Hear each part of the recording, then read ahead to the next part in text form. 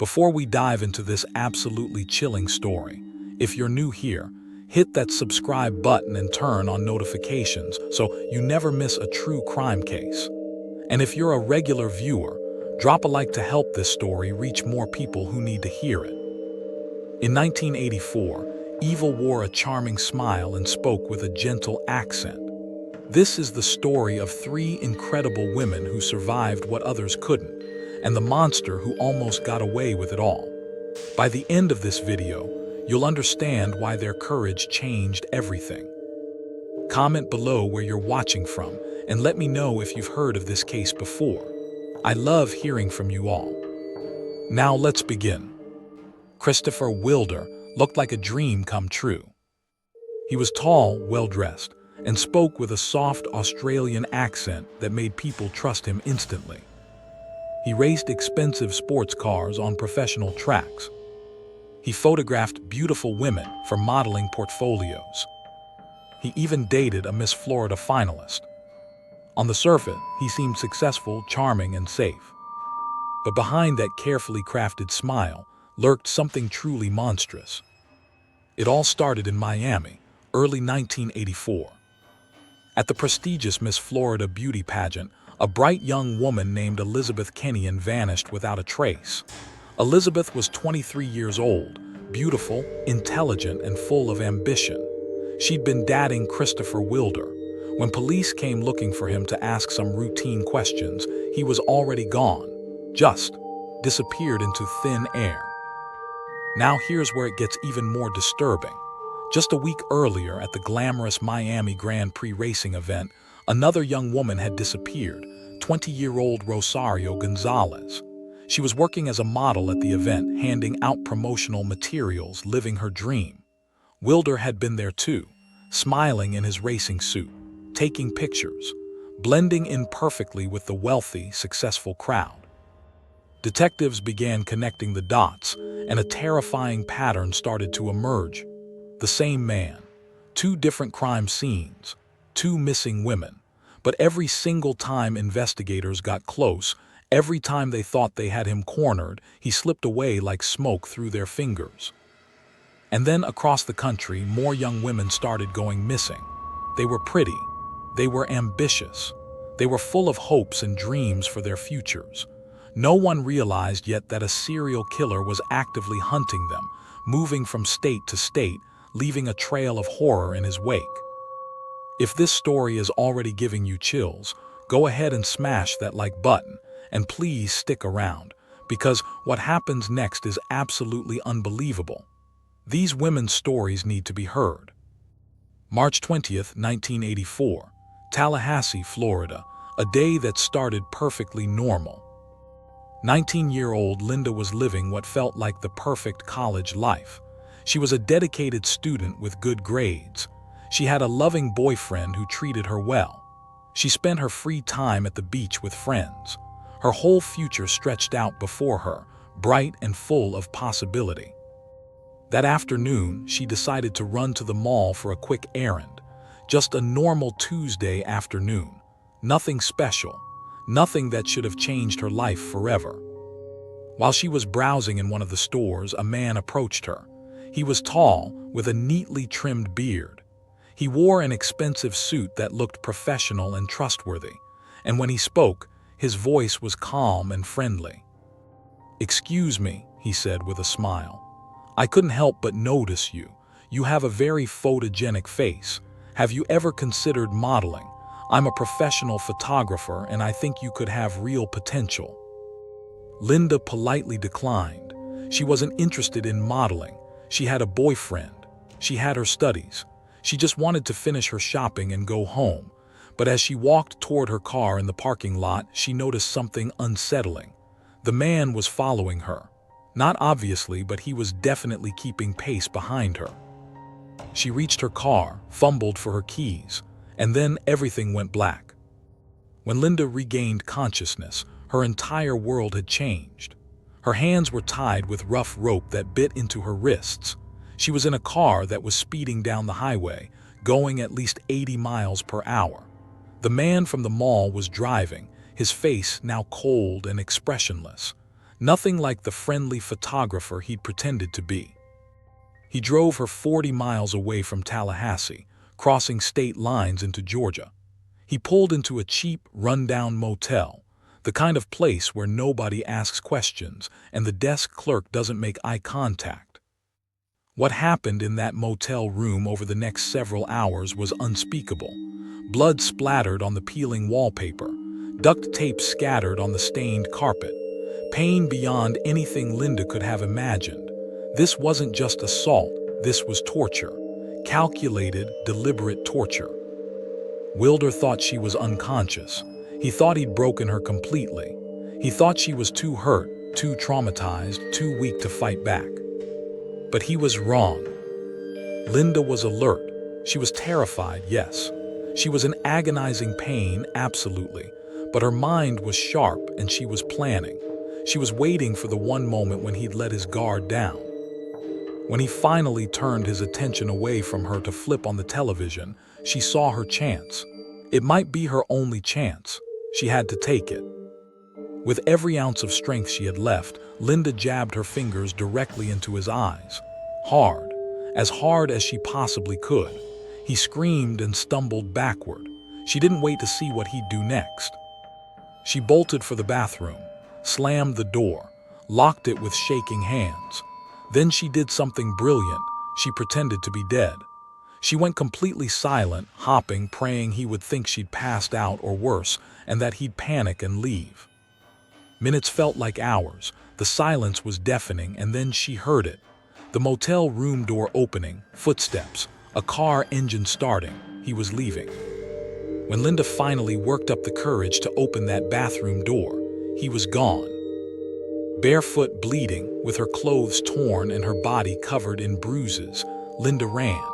She ran to the motel desk and pounded on the window. The clerk took one look at her and grabbed the phone. "A man kidnapped me and tortured me," she sobbed. "Please, please help me." Exactly 12 hours after she disappeared from that Tallahassee parking lot, Linda was free. Police and paramedics arrived within minutes. They rushed into that motel room and found a scene that looked like something from a horror movie. Blood, bindings, evidence of unspeakable violence. But they also found something crucial. Linda's detailed description matched two missing women from Miami. Detective Hanlon, who'd been investigating Elizabeth Kenyon's disappearance, immediately flew from Florida to Georgia. He walked into Linda's hospital room with a photo lineup, 6 different men's faces. He spread the photos out in front of her. "Take your time," he said gently. "Do you recognize any of these men?" Linda didn't hesitate. She didn't need time. She pointed directly at one photograph, her hand steady despite everything she'd been through. "That's him," she said with absolute certainty. His name was Christopher Wilder. Linda's courage and quick thinking in that moment changed everything. If her story is inspiring you, hit that like button and drop a comment with a flexed biceps emoji. Let's show these survivors some love. With Linda's positive identification, everything changed. The FBI was now officially involved. Christopher Wilder wasn't just a person of interest anymore. He was a wanted fugitive, a suspected serial killer, and he was on the run. And worse, he was accelerating, killing faster, getting bolder, leaving a trail of bodies across America. Mesa, Colorado, Cheryl Bonaventura, a beautiful 18-year-old aspiring model, disappeared after meeting a photographer at a mall. Gone. Oklahoma, a 21-year-old woman's body was discovered dumped in a rural area of Kansas, tortured before death. Las Vegas, 17-year-old Michelle Korfman, a bright high school student, vanished after school one day, never seen again. Wherever Christopher Wilder went, death followed like a shadow. Investigators noticed a horrifying pattern. He killed every 2 or 3 days, like clockwork, like he needed it. But he didn't just kill, he tortured his victims extensively. He needed control. He fed off their fear. April 4, 1984, Torrance, California. 16-year-old Tina was at the Del Amo Fashion Center, one of the largest malls in America. She was a typical teenager, sweet, trusting, excited about summer coming up. She was looking for a summer job, walking from store to store with applications in her hand. A well-dressed man approached her with that same line that had worked so many times before. "Excuse me, miss. You have a very unique look. You should really consider modeling. I know a photographer who would love to work with you." Tina's face lit up. Modeling, really her? She said yes immediately. She got in his car. That simple decision changed everything. Her mother, a strong woman named Mary, reported her missing the very next day when Tina didn't come home. But the police didn't take it seriously. They saw another teenager who didn't come home, and they made assumptions. "Probably just a fight with a boyfriend," one officer said dismissively. "She'll turn up in a day or two. They always do." They were so wrong, tragically wrong. 200 miles away, in a dark, cheap motel room that smelled like cigarettes and desperation, Tina lay on a lumpy mattress, staring at the water-stained ceiling. Christopher Wilder was right beside her, close enough that she could feel his breath on her skin. He whispered threats constantly, wearing down her hope bit by bit. "I've killed before," he told her in a calm, matter-of-fact voice. "Many times. If you obey me, you might live. If you don't." He didn't need to finish that sentence. He blindfolded her whenever they went outside. He kept a loaded gun on the nightstand and a hunting knife tucked in his belt. They drove constantly, never staying in one place for more than a night. They only stopped for gas and fast food, always drive-thrus where Tina couldn't make eye contact with anyone who might help. Tina searched desperately for any opportunity to escape. A bathroom window she could squeeze through, a chance to slip a note to someone, a moment when he wasn't watching, anything. But he never blinked. He was always alert, always watching, always one step ahead of her thoughts. Days blurred together. 3 days, 4, 5. Tina lost track. The psychological torture was almost worse than the physical pain. On the 7th day, Wilder gave her an impossible, soul-crushing choice. He turned to her with cold eyes and said, "You're going to help me find another girl. We're going to a mall and you're going to bring her to me. If you refuse, if you try to signal anyone, if you do anything except exactly what I tell you, I will kill you right there in the parking lot. Do you understand me?" Tina understood. She understood that she had no choice at all. Before we continue with what happened next, and I promise you, this gets even more intense, if you're finding this story as gripping as I am, please take a second to subscribe and hit that notification bell. These survivors' stories deserve to be heard. Gary, Indiana, a busy shopping mall on a weekday afternoon. Tina walked through the crowded corridors, her heart pounding so hard she thought everyone could hear it. Tears kept threatening to fall, but she blinked them back. Christopher Wilder watched from a distance, far enough to seem unconnected but close enough to act if she tried anything. He pointed subtly at a young woman browsing in a clothing store. Tina felt sick. She didn't want to do this. Every fiber of her being screamed at her to refuse. But the weight of his threats, the memory of his knife, the knowledge of what he'd done to others, it all crashed down on her. She had no choice. It was participate or die. Tina approached the young woman, her voice shaking slightly. "Hi, excuse me. I'm working with a photographer and he noticed you from across the mall. He thinks you have a really beautiful look and would be perfect for some portfolio shots. Would you be interested in modeling?" The girl's face lit up with excitement. "Really? Oh my gosh, yes, I've always wanted to try modeling." Her name was Dawn. She was young, bright-eyed, full of dreams. They walked outside together, chatting about modeling and photography and possibilities.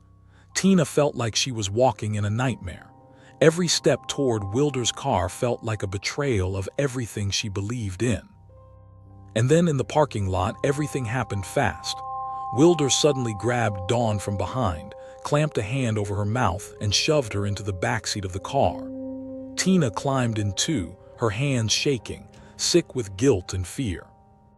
Now there were two prisoners. That night in a dingy motel room in Ohio, Wilder broke the bathroom lock with his bare hands so Tina couldn't lock herself in like Linda had.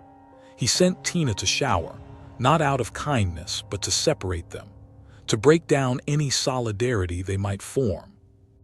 While Tina stood under the weak stream of lukewarm water, she could see lights flashing under the door, camera flashes. She knew exactly what was happening to Dawn in that room, the same horror she'd endured, the same pain, the same violation. Tina stood there and cried silently, water mixing with tears, feeling utterly powerless. The next morning they drove east. The atmosphere in the car was thick with fear. Dawn was injured, traumatized, barely holding herself together. Tina tried to make eye contact with her, tried to communicate without words that she was sorry, that she hadn't had a choice. Somewhere in rural New York, on a quiet road surrounded by dense woods, Wilder suddenly pulled the car over. He turned to Dawn. "Get out," he said flatly. Dawn's eyes went wide. Why, please, Get out now." She got out on shaking legs. Wilder marched her into the woods, away from the road, away from any chance of help. Tina watched from the car, frozen in horror, knowing what was about to happen and completely unable to stop it. Deep in those woods, Wilder attacked. He wrapped his hands around Dawn's throat and squeezed. Dawn fought back with everything she had. She clawed at his face. She kicked. She refused to just give up and die. They fell to the ground, rolling through dead leaves and dirt. Then Dawn saw the glint of metal. He had a knife. He stabbed her in the chest, once, twice. Then he left her there, bleeding on the forest floor, certain she was dead. But Dawn refused to die. As soon as his footsteps faded, Dawn assessed her injuries with incredible clarity considering the trauma and blood loss. She was bleeding heavily from her chest. She had no phone, no help, and she was miles from anywhere. So she did something extraordinary. She took off her pants and tied them tightly around her chest, creating a makeshift pressure bandage. Then she started crawling. Inch by agonizing inch, she dragged herself through the woods toward the road. It took her over an hour of pain, of fear, of fighting to stay conscious. Finally, she reached the roadside. A truck driver saw her and slammed on his brakes. He jumped out, took one look at her covered in blood, and immediately radioed for help while applying pressure to her wounds. "Hang on, sweetheart," he kept saying. "You're gonna make it, just hang on." The ambulance arrived within minutes. Paramedics rushed her to the nearest hospital. In the emergency room, doctors discovered that the knife had missed her heart by less than 2 inches. 2 inches. That's all that stood between Dawn and death. They operated for hours, and they saved her life. When Dawn was stable enough to talk, police gathered around her hospital bed, and she told them everything, every detail she could remember. The man's name, the car's description, the license plate numbers she tried to memorize, and most importantly, the other girl, Tina. Dawn made it clear, that other girl is a victim too. She didn't want to do this. She was being forced. Please, you have to save her. Dawn's survival is nothing short of miraculous, and her compassion for Tina, even after everything she'd been through, is incredible. If this story is keeping you on the edge of your seat, show some love with a like and comment where you're watching from. I love seeing where you all are tuning in from. Back in the car, Tina sat in numb silence. She believed Dawn was dead. The guilt was crushing, suffocating. She kept replaying the moment over and over, approaching Dawn in that mall, lying to her, leading her directly to a monster. She thought about her mother, about her friends, about her life before this nightmare. Then the car radio crackled to life with a breaking news bulletin. A 16-year-old girl has been found alive in woods in upstate New York after an apparent abduction and assault. Tina's heart stopped. Could it be? It was Dawn. She'd survived. She was alive. For one brief moment, Tina felt relief flood through her. Dawn made it, thank God. But then the news report continued, and Tina's relief turned to ice-cold fear. Police are also searching for a second teenage girl who may be an accomplice in the attack. An accomplice. They thought she was helping him willingly. The public turned against her instantly. The news showed her school photo, and people who'd never met her started calling her a monster, a criminal, evil. They didn't understand. They couldn't understand. Tina was a victim, forced to participate or die, but in the court of public opinion, she'd already been convicted. Wilder was spiraling, becoming more erratic and paranoid. He kept the radio on constantly, obsessively listening to news coverage. When Tina's mother appeared on television, strong, fierce, angry, Wilder actually seemed rattled. Mary looked directly at the camera and said with barely controlled fury, "If you have my daughter, if you're listening to this, you better pray to God. Because when the police find you, and they will find you, there will be hell to pay. Bring my baby home." Her strength, her refusal to break down and beg, actually scared him. He started driving faster, more recklessly. He was losing control of his carefully planned operation. They ended up at another mall, this one in New York. Wilder spotted a woman walking to her car, a gold Pontiac Firebird, flashy and fast. Her name was Bate Dodge. She was 33 years old, a successful businesswoman just trying to get her errands done. Wilder didn't want Bate, he wanted her car. He pulled out his gun and forced Bate into his vehicle at gunpoint. He made Tina drive the Firebird behind them. They drove to a quiet, wooded area, the kind of place where no one would hear anything. Wilder told Bate to walk ahead, just walk into the trees. She knew what was coming. "Please," she begged. "I have a family, I have children, please don't." One shot to the back of her head, she crumpled to the ground. He killed her just for her car. That's all her life meant to him, transportation. Tina had been with him for 9 agonizing days. 9 days of psychological torture, of being used as bait, of witnessing murder. She was certain that she would be next. Why would he keep her alive now? She'd served her purpose. But then something completely unexpected happened. As they drove away in Bates' Firebird, Wilder turned to Tina and said calmly, "I'm taking you to the airport. You're going home." Tina stared at him in disbelief. This had to be a trick, another form of torture, getting her hopes up before crushing them. "I don't believe you," she whispered. "Believe what you want," he said, "but I'm done with you." He drove to Logan Airport in Boston. He actually walked with her into the terminal. He bought her a ticket to Los Angeles with cash. He handed her $1,000, blood money, and said, "Don't say anything to anyone until you land. If you do, I'll know, and I'll find your mother." Then he walked away.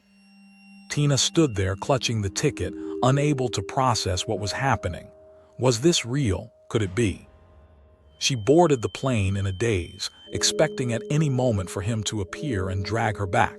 She barely breathed during takeoff.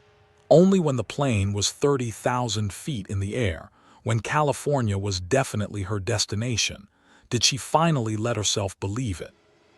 She was free. She had survived. Tina's 9-day nightmare was over. But the story isn't finished yet. Make sure you're subscribed so you don't miss how this all ends. We're almost there. April 13th, 1984. Los Angeles International Airport. The plane landed, and Tina ran. She ran straight through the terminal, ignoring the confused looks from other passengers, and found the first police officer she could see. "I was kidnapped," she gasped. "Christopher Wilder, the man on the news. I was with him for 9 days. He's driving a gold Pontiac Firebird and he's heading east. Please, you have to stop him." The officer's eyes went wide. He immediately radioed for backup and called the FBI. Within minutes, Tina was in an interview room telling investigators everything.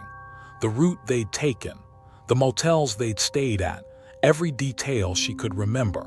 the license plate of the Firebird. Police issued an all-points bulletin. Every law enforcement agency from California to Maine was now actively searching for one car, a gold Pontiac Firebird. Christopher Wilder was the most wanted man in America. Meanwhile, Wilder kept driving east. He was exhausted, paranoid, making mistakes. He knew it was only a matter of time. He made it all the way to New Hampshire, the quiet, rural town of Colebrook, just south of the Canadian border. Maybe he was planning to cross into Canada. Maybe he was just running on instinct at that point. He pulled into a gas station to fill up. Two state troopers, Leo Jellison and Wayne Fortier, happened to be doing a routine patrol. They spotted the gold Firebird. Their radios had been screaming about this car for hours. They exchanged a look. This was it. They pulled up slowly, trying not to spook him. Trooper Jellison approached the driver's side window. "Excuse me, sir, can I see your license and registration?" Wilder looked up at him. Their eyes met. And in that split second, everyone knew. Wilder reached for something. The troopers saw the movement and drew their weapons. "Hands, show me your hands." Shots fired. The sound echoed across the quiet gas station. Trooper Jellison went down, hit in the ribs. More shots, chaos, people screaming. And then silence. Christopher Wilder was dead. He'd shot himself, either intentionally or accidentally during the struggle. The medical examiner later couldn't determine which. The 47-day cross-country reign of terror was finally over. The final count was devastating. 12 young women kidnapped, 8 murdered and disposed of like garbage, 3 survivors, Linda, Dawn, and Tina. The media coverage that followed was intense and, unfortunately, often unfair. The world praised Linda and Dawn as heroes, and they were. Their bravery was extraordinary. But Tina, the headlines called her an accomplice, a willing participant, a criminal who should be prosecuted. She was only 16 years old. She'd been kidnapped, tortured, forced to participate in another abduction under threat of death. She'd witnessed murder. She'd spent 9 days certain she would be killed at any moment. She did what she had to do to survive. Finally, after weeks of media persecution, a police captain from the task force held a press conference specifically to defend her. "Tina is a victim," he said firmly, looking directly into the cameras. "She is not an accomplice. She is not a criminal. She survived unimaginable terror, and she did what anyone would do. She stayed alive. That's all.